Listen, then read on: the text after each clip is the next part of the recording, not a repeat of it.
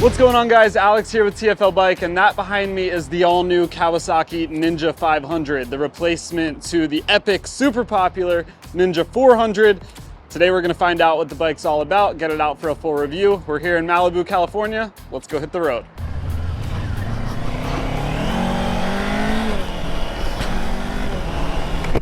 Off we go down the PCH, headed up north from Malibu. Always a good ride. Should be some really fun roads today. Kawasaki had a super popular bike with the Ninja 400. It was definitely a winner, and this is the bike that's replacing that. This is the Ninja 500. It's a really similar bike to the outgoing Ninja 400, but it's been improved in a bunch of different ways. The name Ninja 500 might be a little bit deceiving because this is actually a 451cc engine. The old Ninja 400 was a 399cc, and they basically took that motor, stroked it out a little bit, so they increased the stroke by 6.8 millimeters, and what you get is an extra 51 cc's of displacement out of that. I've ridden this road before. Obviously a little bit of a power boost comes with that as well, but this is the same exact frame that the Ninja 400 used, so chassis basically untouched, and the motor's really similar to what it used to be too. Little more displacement now, but the physical size of the engine is the same as the Ninja 400. Some of the internals were changed, like the crankshaft, the piston, the connecting rods, to be able to accommodate the bigger displacement. But for the most part, it's a Ninja 400 engine that's been stroked out, basically.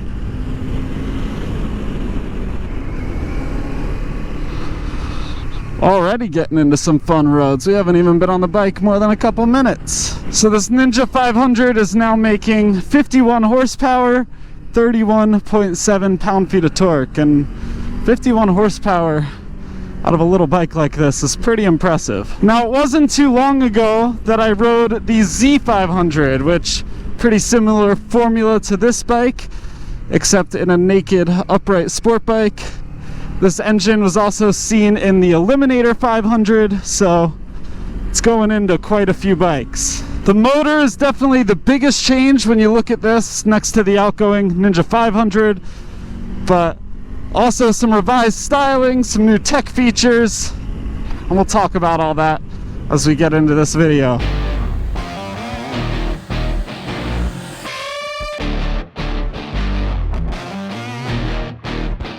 All right, let's take a little bit of a closer look at everything that's new on this bike. So first thing is that engine that I talked about. Displacement's been bumped up to 451 cc's. This is a parallel twin. You'll see that we now have keyless start, so you keep the key fob in your pocket,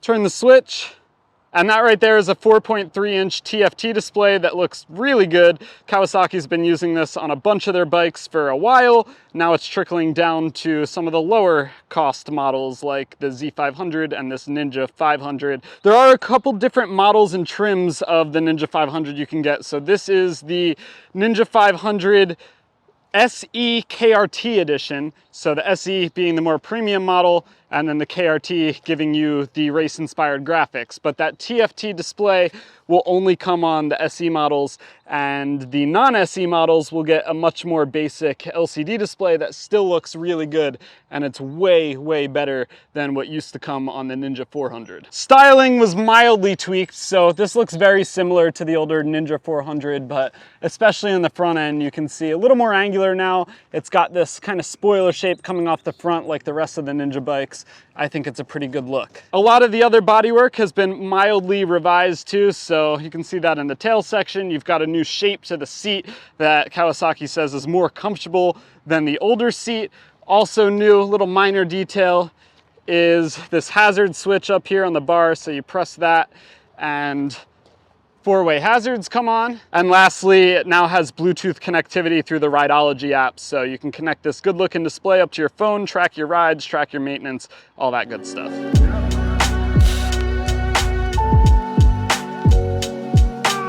I said at the start of this video that the older Ninja 400 had a bit of a cult following, and that's because that bike was so good at so many different things. Epic beginner bike, Super fun for someone experienced to take on some really twisty roads like this. Great in-city commuter, but also a great race bike or starting platform for a race bike. And I do think that this new Ninja 500 will gain that same sort of cult following, because this is a really good package. This new bike did get a little heavier. The old Ninja 400 weighed anywhere from about 360 to 365 pounds, depending on what model you went with. This bike is anywhere from 371 about to 379, so a little bit of extra weight, but also some more power. But I think people that are used to the Ninja 400 will be happy to hear that this bike feels just as playful and is just as fun to ride as the Ninja 400. You just have some more power now. And on a road like this, I wouldn't want any more power than a bike like this. I'm second, third gear most of the time on this road, and for some really tight switchbacks like this is all you want. Just like the Z500 I did a video on a little while ago, this bike's super narrow and all the weight is really down low, so it flicks back and forth with pretty much no effort. Brakes and suspension feel pretty good. Not much has changed on that front compared to the Ninja 400. So single-sided 310mm disc up front and a 220mm disc in the rear. ABS is optional on the Ninja 500, unlike the Z500 where you have to get ABS. But the brakes feel pretty good. Don't feel like I need more stopping power out of this bike. And then as far as suspension goes, 41mm standard forks up front, so not an inverted fork. That helps keep cost and weight down. Pretty standard suspension setup. And then a KYB shock in the rear that has 5 different positions you can choose from for preload. That canyon road I just pulled out of was pretty bumpy. It was a pretty rough road, and this bike handled it very well. The suspension's good enough if you want to go do some track days, and anyone serious about racing this bike, if you're in that small crowd of people who wants to do that, you're gonna put new suspension on it anyway. So I think suspension perfectly fine as well. We've been on canyon roads all morning, but I did want to talk a little bit about highway performance. This isn't exactly a highway, but it's a fast double-lane road. We can call it a highway. Might be a highway. I've been cruising between 65 and 70 miles an hour in 6th gear, smack in the middle of the RPM range, right about like 5,800 or so right now. And the bike's just purring along. If you're thinking about getting your first motorcycle and you're worried that Kawasaki's smallest bike isn't going to do well on the highway, you don't need to worry about that at all, because this gets up to highway speed just fine. You've still got some passing power left to get in front of cars. No issues whatsoever. This is a really comfortable bike if you're going to do a lot of city or highway riding. The riding position is nowhere near as aggressive as this bike looks as far as the style goes. I'm pretty upright right now, barely leaned over, but not too much. These clip-ons come up nice and high. It's a really comfortable riding position for around town riding. Also, I need to give a big thanks to Scott at Rider Justice. He's been supporting our TFL bike channel since the very beginning. His link is down in the description below. Go check him out.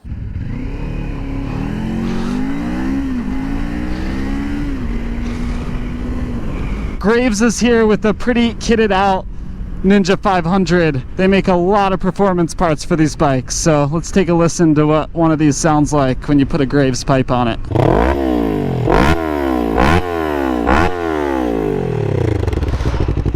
I know a lot of people are going to be curious what this bike sounds like when you take the stock exhaust off and put something else on. It sounds pretty good.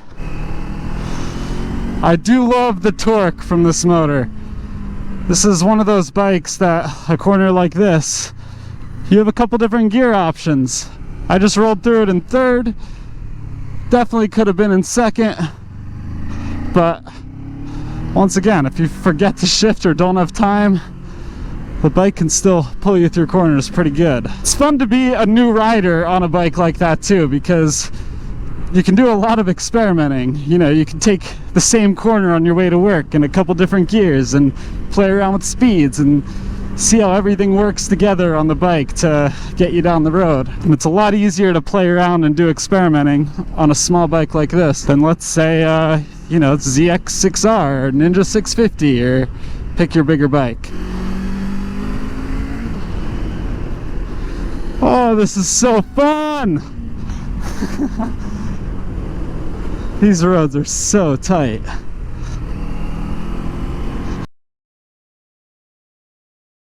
Couple of other specs. You've got a 3.7 gallon fuel tank, so range should be probably over 200 miles. Also a 30.9 inch seat height, so not the lowest seat height in the world, but decently low and should be pretty easy for most riders to get their feet on the ground. And I did want to give you a peek at the tires too. These are Dunlop Sportmax GPR 300Fs. It's a 150 rear, so decently wide rear tire for this kind of bike. And I have no complaints with the tires. They seem pretty good all day. I do want to walk you through some of the differences between the different models, because there's a lot to choose from when you're looking at buying a Ninja 500. You can get the base model without ABS, you get the base model with ABS, you can get this KRT edition, non-ABS, you can get it with ABS, you can get the 40th anniversary edition, so lots of different bikes to choose from, ton of different colors. But there is a big decision you have to make beyond the colors and whether or not you're gonna get ABS, and that is whether you're gonna get the base model or the SE model. So here's everything you get if you jump up to the SE. First of all, you're gonna get the nicer TFT screen up here, the 4.3 inch TFT. That comes standard on the SE, and that's one of the big ones. Also, the proximity key that I was talking about, that is also an SE feature, as well as this taller windscreen right here. So a little bit shorter on the base model. Also included is this passenger seat cowl, so it turns it into a single passenger bike. That's easy enough to fix, but I really like the look of seat cowls, and I don't really have passengers on my bike all that often, so that would work well for me. Still got the passenger pegs, you just gotta pull this cowl off if you wanna throw a passenger on. The SE is also gonna get you these frame sliders on the side and these tank and knee grips, which are less of grips and more just protectors. They don't really have a grippy material to them, but they will keep your paint protected, although I'm not a huge fan of how this side guard covers up the decals they have on the tank. Couple other things, you'll get a radiator guard, which you can see up there on the SE. You'll also get these LED turn signals, but they're incandescent bulbs in the rear on the standard model. And if we look up front, you'll also get this USB port, which has a nice little cover. It's USB-C, thank you Kawasaki. And I like the placement of that. It's a lot better than the Z500, which is tucked way down there. Last thing you're gonna get with the SE is ABS. So all the SE, all the premium bikes come with ABS, whereas it's an option on some of the other models. And then lastly, that 40th anniversary color scheme, which is just awesome looking. You gotta get the SE if you want that.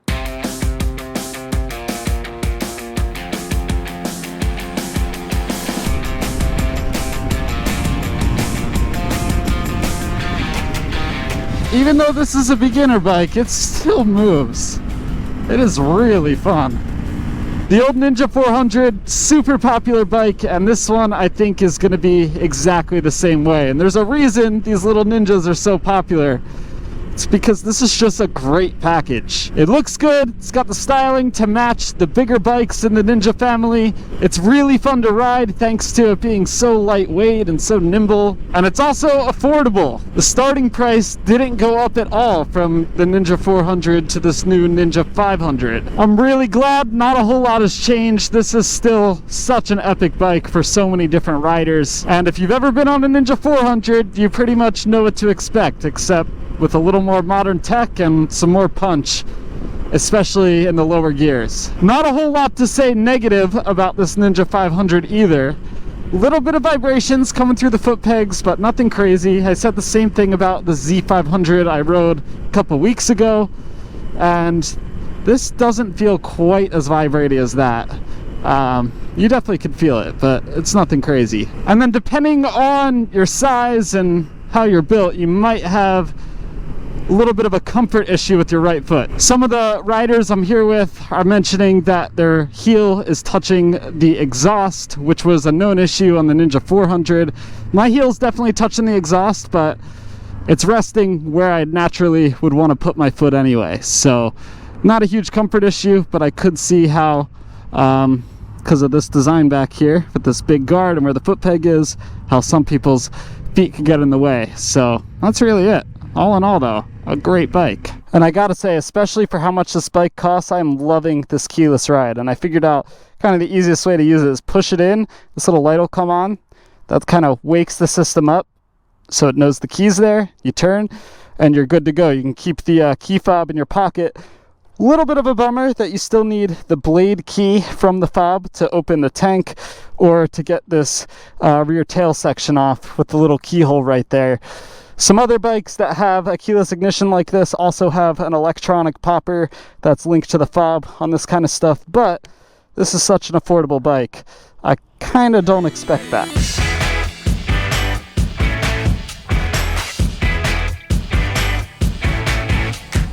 All right, let's talk about pricing, and there are a lot of prices to go through here. So the base model without ABS starts at $5,299, $5,300. If you want to jump up to the KRT edition without ABS, add on a couple $100, that one's $5,500. Then if you want the base model with ABS, it's $5,700. You can also get the SE, the more premium bike with ABS, of course, that is $6,400. You can get this bike, the KRT SE ABS, for $6,400. And lastly, you can get the SE 40th Anniversary Edition, which also comes with ABS. That's going to be $6,600. So pretty good spread of bikes to choose from.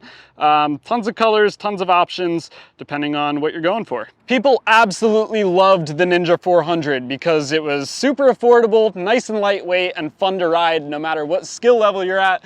And this bike is the same exact way, and it really shines when you get it out on a canyon road, start flicking it back and forth, and it would be just the perfect beginner bike too. If you already own an older Ninja 400, I could see you upgrading to this. Maybe you have a base model without ABS and you want to jump up to the SE model now that's got the TFT screen and ABS and all the other tech features involved with that. Then I could see it being a pretty worthy upgrade. I could also see a lot of track day enthusiasts or racers upgrading to this instead of dumping a ton of money and, you know, improving the power on their Ninja 400. Just get this instead. You've got more displacement, more power, and that could potentially be a smarter financial option than throwing in all this money to your Ninja 400 just to make it perform like this bike. I want to hear your thoughts though, so let me know down in the comments below what you think of the new Ninja 500 and whether or not you think it's a worthy replacement to the Ninja 400. I think so. Thanks for watching. Don't forget to head on over to alltfl.com so you don't miss any more motorcycle videos or anything else we're doing, and I'll see you in the next video.